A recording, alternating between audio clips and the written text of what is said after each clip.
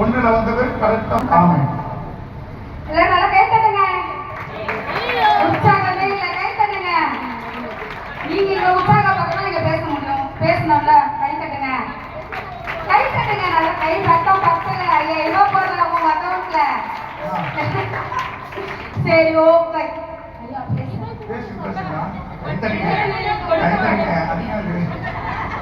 எனக்கு கொடுக்கப்பட்ட வார்த்தை வந்து சாபங்கள். நானே வாசிச்சிடுறேன், எனக்கு நினைக்கின்றதுனால. கலாத்தியர் 3:13. மரத்தில் தூக்கப்பட்டவன் எவனும் சபிக்கப்பட்டவன் என்று எழுதியிருக்கிறபடி கிறிஸ்து நமக்காக சாபமாகி நியாயப்பிரமாணத்தின் சாபத்திற்கு நம்மை நீக்கலாக்கி மீட்டுக் கொண்டார்.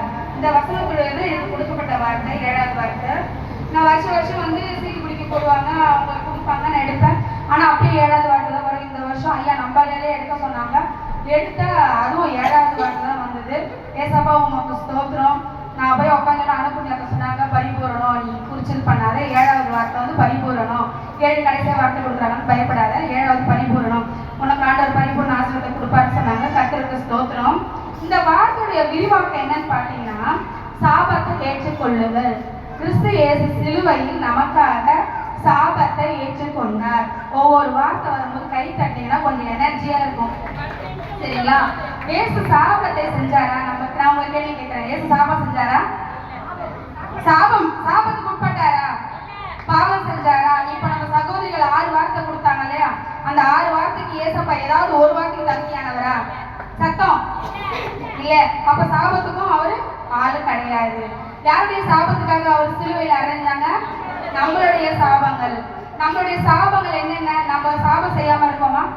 பாவம் செய்யாம இருக்கோமா? எல்லாமே செய்யறோம். சாபத்துல இருந்த பாவம் செய்யப்பட சாபமும் நம்மளுக்கு வருது இல்லையா? அது நம்மளால தானே வருது, அடுத்தவங்களால வருது. நம்ம செய்யறதுனால நம்மளுடைய செய்திக்கு தக்கதான் நம்மளுக்கு வருது. அடுத்தவங்க செய்யறது எதுவும் நம்மளுக்கு வரல இல்ல, நம்ம என்ன பண்றோமோ அதுதான் நம்மளுக்கு வருது. அதனால அடுத்தவங்க மேல நம்ம யார் மேலேயும் பழி போடக்கூடாது. எல்லாத்துக்கும் காரணமே நம்ம தான். இதுக்கெல்லாம் இந்த பரிகாரத்துக்கு தான் ஏசப்பா என்ன பண்ணாரு? சிலுவையில பலியானார். இந்த சாபத்துல இருந்து நம்மளுக்கு விடுதலை கொடுக்க தான் ஏசப்பா என்ன பண்ணாரு? பலியானார். என்னென்ன சாபம் நம்ம சொல்லுங்க, சாபம் லிஸ்ட் போடுங்க. நம்ம சாபம், நம்மளுடைய சாபம்லாம் இருக்கு இல்லையா, லிஸ்ட் போடுங்க. சாபத்துக்கு தனியா லிஸ்ட் போடலாம் இல்லையா? சாபத்துக்கு லிஸ்ட் போடுங்க, பாவத்துக்கு லிஸ்ட் போடலாம். சாபத்துக்கு லிஸ்ட் போட முடியாதுல்ல, ஏன்னா பாவம் கண்ணுக்கு தெரியும், சாபம் கண்ணுக்கு தெரியாதுல்ல. சொல்லுங்க சிஸ்டர், பேசுங்க. சாபமா மாறும். அந்த சாபம் வந்து காரணத்தோடு இருந்தா மட்டும்தான் அந்த சாபம் கூட பலிக்கும். எந்த சாபமும் பலிக்காது. இந்த சாபத்துக்காக ஆண்டவர் என்ன பண்ணாரு? நம்மளுக்காக சிலுவையில் மரிச்சாரு. உங்களை எனக்காக அவர் என்ன பண்ணாரு? சிலுவையில் மரிச்சாரு. நம்ம சிலுவையில் 6 பாடுகள் இப்ப பார்த்தோம். இது 7வது வார்த்தை. இந்த 7வது வார்த்தை வந்து சாபம். இந்த சாபத்தை குறித்து நான் தியானிக்கும் போது ஆண்டவர் பேசின வார்த்தை, சாபம் வந்து எனக்கு உட்படுறது கிடையாது, பாவம் எனக்கு உட்படுறது கிடையாது. ஆனால் என் மக்களாகிய உனக்காகவும் எனக்காகவும் ஆண்டவர் என்ன பண்ணாரு? சிலுவையில சாபங்களையும் சுமந்தார், பாவங்களையும் சுமந்தார், நமக்காக ரத்தம் சிந்தினார். அவர் வெளியேறப்பட்ட ரத்தத்தை நமக்காக என்ன பண்ணாரு? சிந்தினார் தானே? எங்க படிச்சுட்டு பேசுங்க, எல்லாம் சூப்பரா வந்திருக்கிறீங்க. வெளியால் வந்து பேசுன இப்படி கை தட்டி எனர்ஜி படுத்துறீங்க. உங்க சபையில உங்க முன்னாடி போன பிள்ளைல நானு, அப்ப நீங்க கை தட்டணுமா இல்லையா?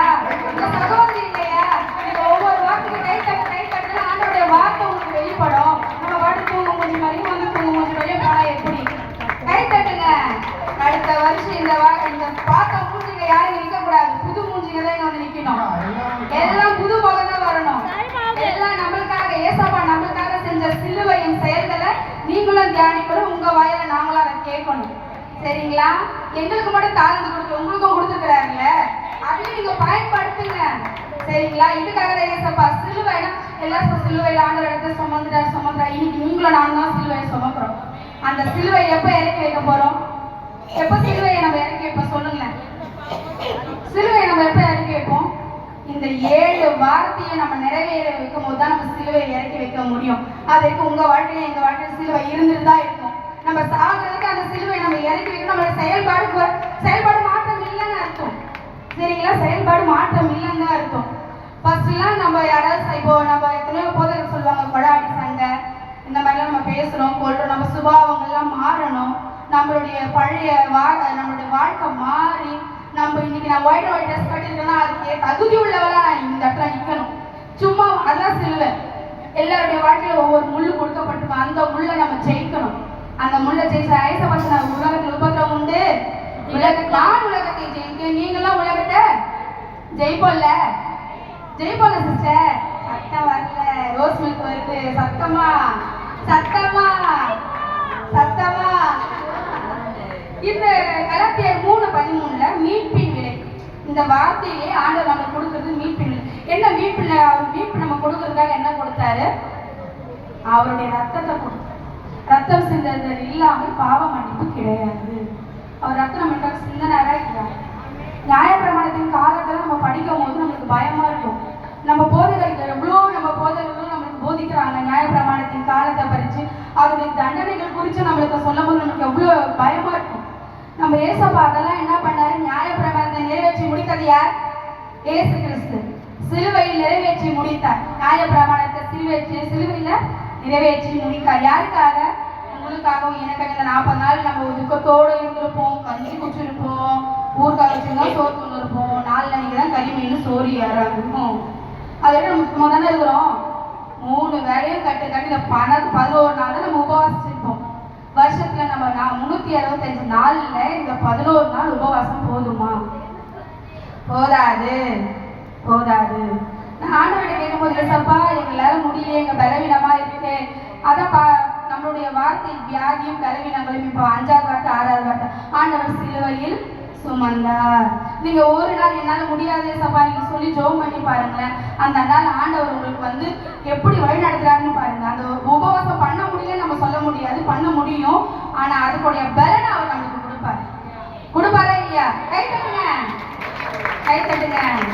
ஆண்டவர் பலத்தை கொடுக்கிறவர் இல்லையா? நமக்காக கலாத்தியர் 3:13 ஆண்டவர் சொல்றார், நமக்காக சாபமாகி.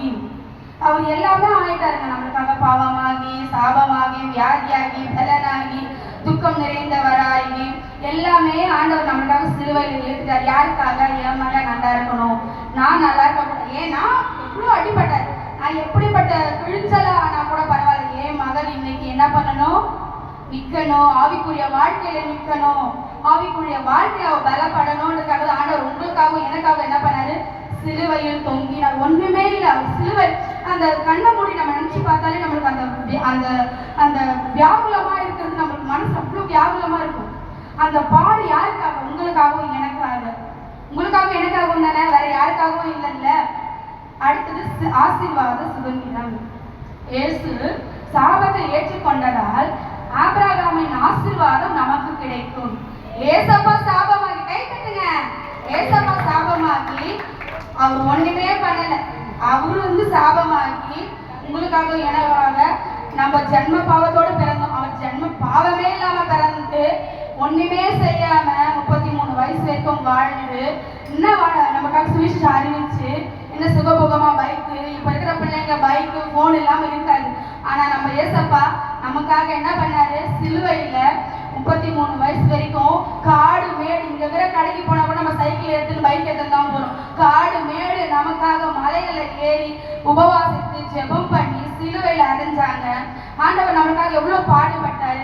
அதெல்லாம் யாருக்காக? உங்களுக்காக. எனக்கு இப்ப யாராவது தான் பிள்ளை இன்னைக்கு சாகும் தெரிஞ்சு கொடுப்பீங்களா? எனக்கு இருக்குது ஒரே ஒரு பிள்ளை, அந்த பிள்ளை நாளைக்கு சாகும் தெரிஞ்சு அந்த பிள்ளை நான் கொடுப்பேனா? சத்தமா சொல்லுங்க சிஸ்டர். கொடுப்போமா? கொடுக்க மாட்டோம். ஆனா பரமபிதா பரலோகத்தில் நமக்காக கொடுத்தார். இன்னைக்கு என் பிள்ளை இல்ல, இன்னைக்கு லட்சக்கணக்கான பிள்ளைங்க, கோடிக்கணக்கான பிள்ளைங்க ஆவிக்குரிய வாழ்க்கையில வாழறதுக்காக கொடுத்தாரா இல்லைங்களா? நமக்காக கொடுத்தார்.